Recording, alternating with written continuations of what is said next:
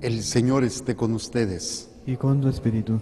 Proclamación de la buena nueva de nuestro Señor Jesucristo, según San Lucas. Gloria a ti, Señor. Aquel día, Jesús entró en el templo y comenzó a echar fuera a los que vendían y compraban allí, diciéndoles: está escrito, mi casa es casa de oración, pero ustedes la han convertido en cueva de ladrones. Jesús enseñaba todos los días en el templo. Por su parte, los sumos sacerdotes, los escribas y los jefes del pueblo intentaban matarlo, pero no encontraban cómo hacerlo, porque todo el pueblo estaba pendiente de sus palabras. Palabra del Señor. Gloria a ti, Señor Jesús. Por la lectura del Santo Evangelio, sean perdonados nuestros pecados. Sentados. Estamos entrando a la recta final de nuestro periodo del tiempo del año litúrgico y culminamos con la solemnidad de Cristo Rey. Esta semana fue muy interesante las lecturas porque nos habla del proceso de mantenernos fieles y de cómo tenemos que estar conscientes de lo que creemos, tener bien claro los dogmas de nuestra fe y los principios morales.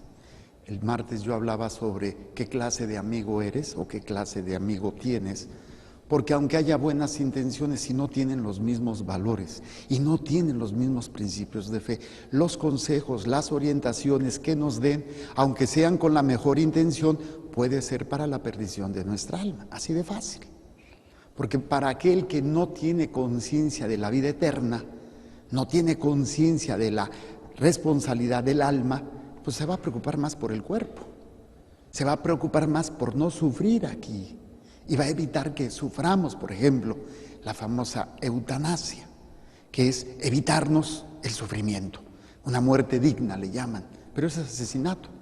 Pero como no se tienen los mismos valores y no se tienen los mismos principios, pues los consejos que se nos den, aunque sean con la mejor intención, no siempre son para el beneficio de nuestra alma. Durante toda la semana hemos visto personajes, especialmente el libro de los Macabeos, Matatías, Eleazar, la madre de los Macabeos, que fueron asesinados sus hijos y ella les echaba porras. Y veíamos en todo esto cómo es consecuencia de que un imperio va a tomar el control de lo que es la fe, lo que es la religión, y va a obligar al pueblo judío a mantenerse. Obviamente son deportados, es destruido el templo, es destruido el lugar donde se le ofrece sacrificios a Dios. Y el día de hoy se nos habla de que Judas y sus hermanos han podido restaurar. Obviamente no nos dan lujo de detalle lo que pasó a la hora que salieron de la esclavitud y todo, pero han restaurado el lugar donde se le ofrece sacrificios. Es el altar, el templo, el altar donde se le ofrece el sacrificio. El sacrificio representaba darle a Dios el centro, la mayor importancia en la vida del pueblo judío. Acuérdense el mandamiento del sabbat, del sábado.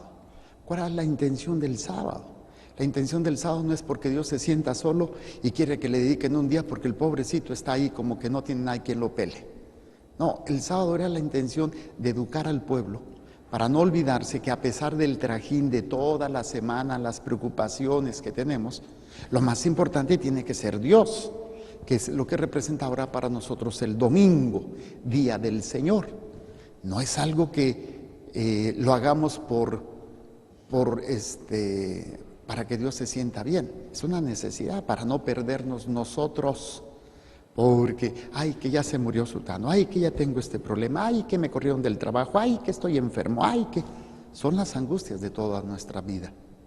Pero si se nos olvida que es lo importante, y es domingo, nos ayuda a recordarnos, el centro de nuestra vida tiene que ser Dios. Y la meta de nuestra vida tiene que ser la vida eterna. Pero cuando ya nuestro corazón se desvía por las preocupaciones, y no estoy diciendo que las hagamos a un lado, pero a veces le damos tanta importancia que nos roba la paz, nos roba la felicidad, nos roba todo y andamos con cara de guaracha aplastado, riñón compungido, porque, ay, es que cómo sufro, ay, es que cómo me duele. Claro que duele. Pues que no ven a Cristo crucificado, claro que duele. Pues ¿qué esperaban? Rositas en el camino, petalitos de... No, duele y hay que estar consciente de ello. Si no, pues vamos a terminar perdidos. Bueno, el caso es que se restituye el altar. Se hace con un sacrificio, 8 días de fiesta. En las tradiciones judías, en las fiestas judías, esto se conoce como la Hanukkah, que se da en el mes de Kisleu, que en el calendario hebreo va entre noviembre y diciembre. Aquí en la traducción pusieron 25 de diciembre. Bueno, no es exactamente que sea el 25, aunque dice en la Biblia de Jerusalén el 25 del mes de Kisleu. Recuerden que los judíos se rigen por calendario lunar. Nosotros nos regimos por calendario solar. Es diferente. Por eso el día judío empieza o termina a las 6 de la tarde. A diferencia de nosotros, las 12 de la noche. Pero bueno, son pequeños detalles. Aquí, ¿qué es lo importante? Se va a restituir el lugar donde el pueblo entra a la presencia de Dios y le ofrece a Dios el sacrificio. Ese sacrificio donde el pueblo se centra otra vez alrededor del templo, alrededor de Dios, donde el centro del pueblo es Dios, el centro del judío es Dios. ¿Cómo lo traduciríamos a nuestra fe católica? Pues es muy sencillo. Es precisamente lo que en el Evangelio, y que está una parte y hay otras narraciones de este mismo pasaje en otros evangelios, donde Jesús entra al templo de Jerusalén y le entra un coraje que empieza a sacar a todos, manda a todos a la fregada, voltea las casas, las mesas de cambio, saca a los vendedores, a los animales. La casa de mi padre es casa de oración y ustedes la han hecho una cueva de ladrones. Se ha profanado el lugar donde debe de ser el centro de Dios. Y aquí ya no se refiere solamente al templo, que se puede profanar. Este es el altar. Es el lugar donde se celebra el sacrificio, es sagrado. Aquí no se puede poner otra cosa. Por eso siempre me ponen mi mesita aquí, porque yo tomo mucha agua, se me seca mucho. Entonces, a veces lo ponía aquí, espérate, esto es sagrado, aquí no se puede poner otra cosa que no sea del sacrificio. Entonces me ponen mi agüita de este lado. Ahora, traducido a nuestra vida cotidiana.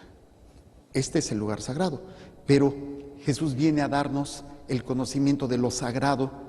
Es nuestro templo, somos nosotros, en donde el sacrificio es nuestra voluntad. Hemos perdido la voluntad y la hemos entregado, la hemos profanado. Nuestra voluntad se ha entregado a la pasión, al miedo, a la carne, a las necesidades, y la hemos profanado. Ya no es el centro, Dios ya no es el centro, o nunca ha sido en algunos corazones realmente Dios. Es lo que Dios puede hacer por mí, no lo que yo puedo hacer por Dios. El templo es casa de oración donde dialogamos con Dios y buscamos agradar a Dios, servir a Dios, pero se ha convertido en una cueva de ladrones y hemos profanado nuestra voluntad. Aunque vengamos a misa y a veces comulguemos, nuestro altar, que es la humana voluntad, no está ofrecida a Dios. No es de Dios.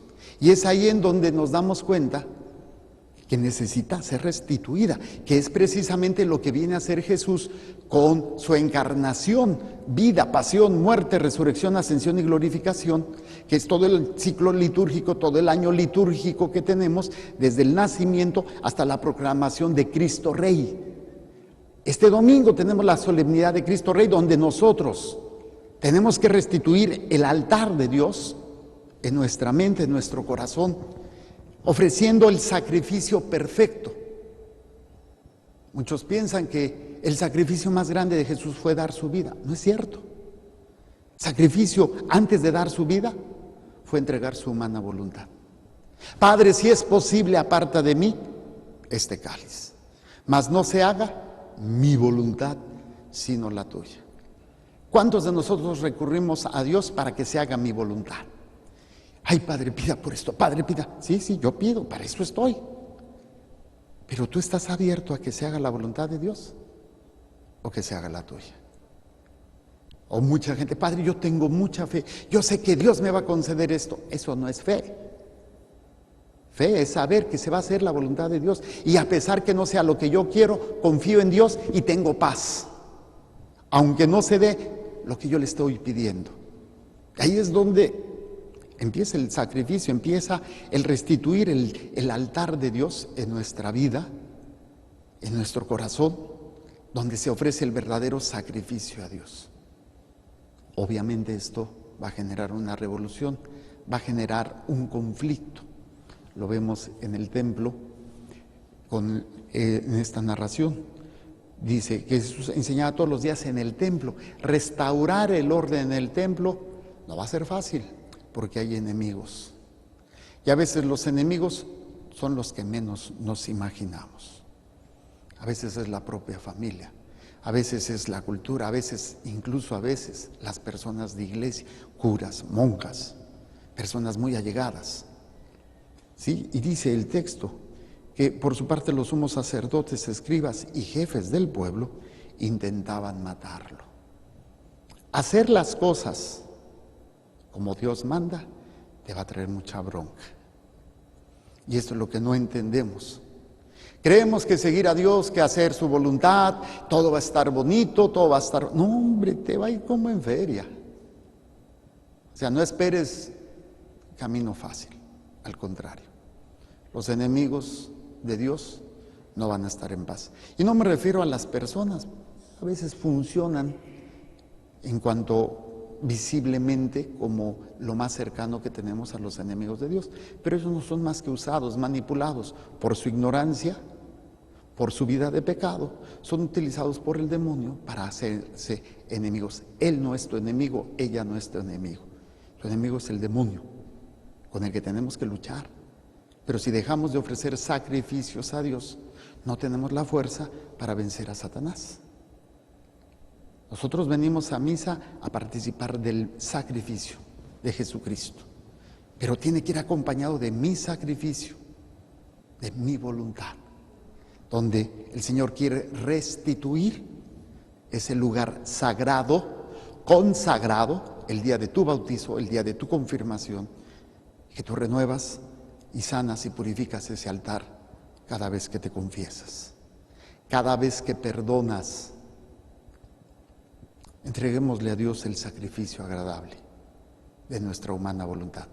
Repito, hacer lo que Dios nos pide a veces no es nada fácil, a veces requiere humildad, requiere quedarte callado y ofrecerlo a Dios.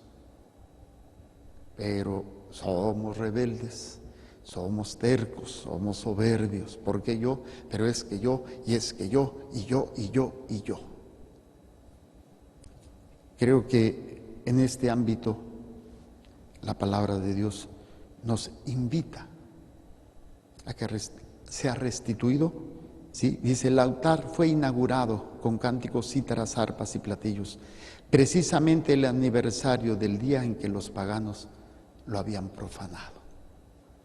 ¿Cuántas veces has profanado el templo de Dios? ¿Cuántas comuniones sacrílegas? Imagínense. Y no hemos restaurado, no hemos purificado, por eso el sacramento de la confesión.